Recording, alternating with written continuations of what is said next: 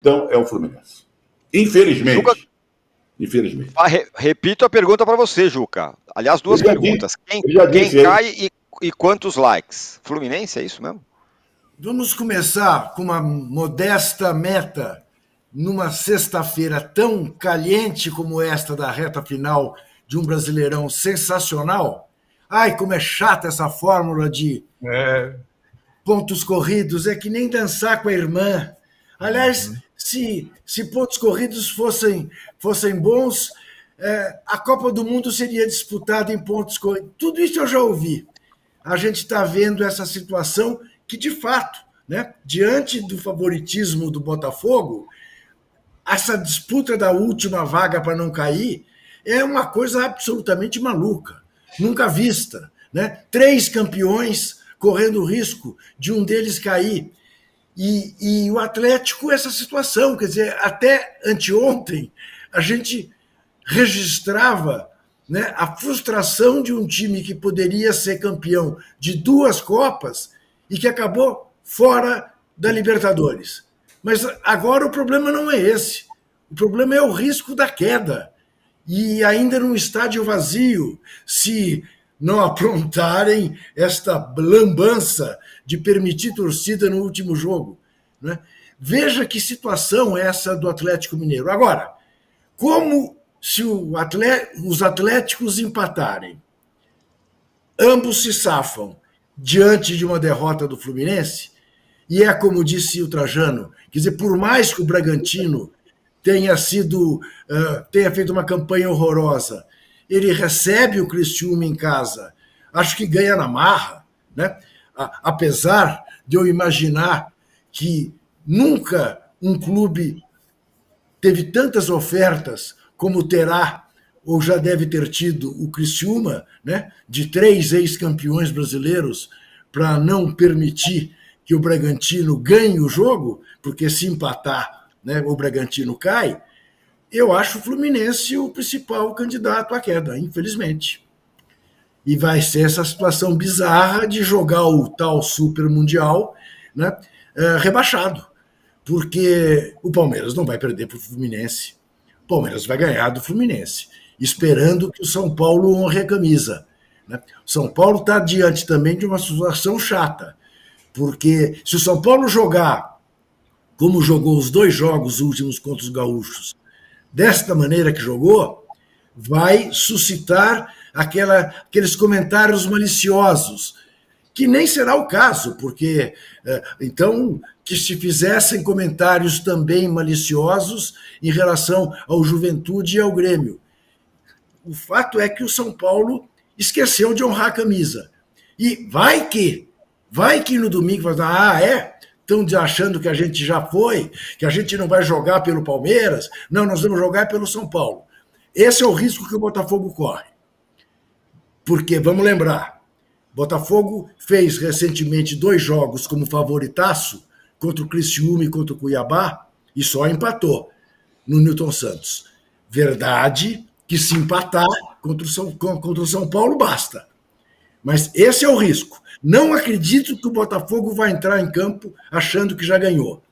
Acho que aí o time do Botafogo tem muita clareza sobre a velha frase de certas coisas só acontece com o Botafogo. Então, claro que o Botafogo é favoritaço, mas tem que entrar muito atento e correndo esse risco de o São Paulo, livre, leve e solto, achar de honrar a camisa e tentar pregar uma peça no Rio de Janeiro. Mas meus palpites são esses. Botafogo campeão, Fluminense cai, o que deixará o Rio de Janeiro com 3 clubes apenas na Série A e São Paulo com uma porção, né? Porque o Bragantino se salvando, mais o Santos, mais o Mirassol, vamos para 7 clubes de São Paulo no ano que vem no Campeonato Brasileiro. Realmente um final de temporada do Campeonato Brasileiro, mas espetacular. Vai ser um pega para capar no domingo. Que situação, como é que a gente vai ver 5 jogos ao mesmo tempo? Vai ser uma loucura, uma loucura. Ô Mauro, Um dos cenários, pelo menos, aliás, não é pouco provável, que um dos maiores caia. E você aqui que até conversou comigo ontem sobre isso, né? Ou o Fluminense, ou o Galo, ou o Atlético Paranaense, o que é uma coisa incrível, né? O Fluminense é o campeão, o penúltimo campeão da Libertadores, o Galo foi finalista ontem da Libertadores e da Copa do Brasil, e os dois aí encalacrados. E o Atlético Paranaense está no centenário, ano do centenário. Tá baixo. Tá baixo, Mauro.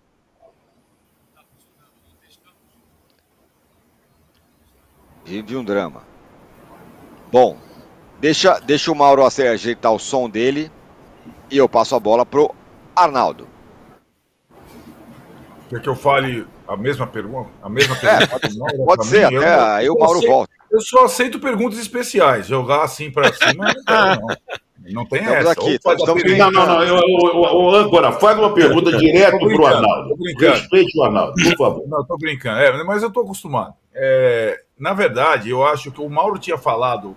Aliás, o Mauro tinha postado no Twitter há algum tempo essa chance remotíssima do Galo cair, né? E eu acho que o Galo não se deu conta, né?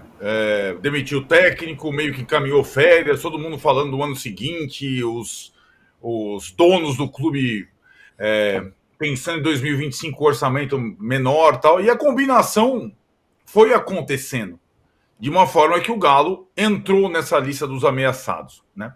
Eu vou discordar um pouco como o Trajano e o Juca falaram da parte de baixo, mas também já comentaram um pouco sobre a parte de cima, essa situação do São Paulo. Eu acho que desprezam muito o Fluminense, sabe? É como se o Palmeiras já tivesse vencido o jogo dele. Já venceu. E o Palmeiras não é essa Coca-Cola toda, não. Né? O Palmeiras, se o Fluminense não tivesse chance de cair, o Palmeiras já teria vencido. O Fluminense agora tem chance de cair. O Palmeiras já venceu também. Não, o Palmeiras não é melhor que o Botafogo. Né? Não é melhor que o Botafogo. A impressão que a gente tem... então o Fluminense, se ele tivesse livre, ele entregaria para o Palmeiras? Ou ele é pior que o Palmeiras? Então essa ilação, essa situação do jogo São Paulo e Botafogo e tal, ele para mim, se aplica mais ou menos a Palmeiras e Fluminense. Só que agora o Fluminense tem um interesse real. E o Mano Menezes faz um trabalho ruim, em tese, né? Mas eu vou chegar como o Fluminense está nessa situação. Antes do Mano Menezes chegar, o Fluminense tinha 6 pontos. 6 pontos, era o lanterna em 39. 15% de aproveitamento sob o comando do Diniz, que é o pior aproveitamento do Campeonato Brasileiro. Ele é pior que o Cuiabá, o Fernando Diniz. Então, o Fluminense tinha 6 pontos. Agora, com o Mano, ele fez mais 37 em 72. Ou seja, o aproveitamento dele era de 51%. Não é maravilha, mas melhorou pra caramba a ponto de ter chance de ficar na primeira divisão. O Fluminense, a gente fala, ele estava rebaixado matematicamente pelas projeções, né? E ele conseguiu uma série de vitórias, depois ele começou a patinar como todos os outros, ganha, perde, empata, ganhou e não foi suficiente. O futebol é maravilhoso porque até o gol do Sacha na Arena da Baixada aos 40 e tanto do segundo tempo, o rebaixamento estava definido. E agora tem 4 contra uma vaga, né? E o Fluminense não pôde nem comemorar a vitória, mas eu não descarto o Fluminense. Eu não acho o Fluminense... E acho que, para responder a sua enquete, diante de tudo o que aconteceu ontem, analisando os jogos, o momento dos times, quem está numa pior situação é o Atlético Paranaense, que joga como visitante, com ou sem torcida, que viu ontem o empate que lhe manteria na primeira divisão escapar em casa, que viu a torcida dele quebrando o estádio, que viu o Atlético Paranaense foi o grande derrotado da rodada. E o Atlético Paranaense, com essa situação toda, o todo-poderoso Petralha lá, doente, o centenário, tudo. O Atlético Paranaense, que foi líder desse campeonato, chega na última rodada como visitante. O visitante Atlético Paranaense é o visitante também Fluminense. Atlético Mineiro e Bragantino são mandantes. Para mim, desses aí, pela combinação de resultados, se eu tivesse que apontar um, eu acho que cai o Atlético Paranaense. E aí, é o que você falou, Tironi. Não é só uma questão de camisa. O que esse Brasileirão ensinou, o Brasileirão da grana, o Brasileirão da janela milionária, o Brasileirão do pago quando puder, devo e dane-se para todo mundo, inclusive para as SAFs, né? Porque afinal a SAF do Botafogo, a gente vai falar de Botafogo e São Paulo, a SAF do Botafogo deve ao São Paulo, por exemplo, milhões. Nós vamos entrar nesses detalhes. O que esse brasileiro ensinou é que qualquer clube de futebol no Brasil pode cair. Qualquer um. O Cuiabá parecia ser o mais estável, né? Tanto que nunca tinha caído desde que subiu.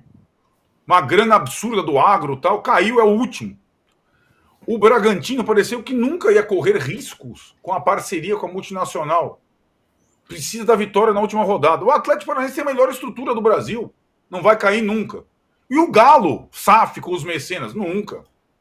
Né? E a gente está vendo, e é isso, e vai ser assim para o ano que vem. E acho que essa é a grande graça dessa liga. A diferença entre o primeiro e o último não é tão grande. O Fortaleza tomou 3 do Atlético Goianiense no meio da semana rebaixado. Essa é a graça do campeonato. Né? E dessa vez ainda o campeonato tem uns times acima da média. Ou, aliás, tem um time acima da média, que é o Botafogo. O resto é na média. E na média, qualquer um pode cair. E só um pode ser campeão, e no caso, para mim, vai ser o Botafogo com todos os méritos. O Âncora, só uma pergunta aqui, geral. O Fluminense é o único que pode não cair perdendo? O Mauro é bom nisso, hein? Você sabe, Mauro? Não, se o Bragantino não ganhar, vencer, não muda nada. Se o Bragantino perder, a tabela permanece como está. Se o Fluminense perder... Se o Bragantino perder, ele não pontua e segue no rebaixamento, os 3 escapam. Os 2 Atléticos. Se o Bragantino empatar, Mauro. Empatar. Então, se ele não vencer, ele não sai do lugar. Não, isso que eu queria dizer. O Fluminense pode perder do Palmeiras e continuar. Isso que eu queria dizer. Sim. Com mais depende do Bragantino. Por uma possibilidade.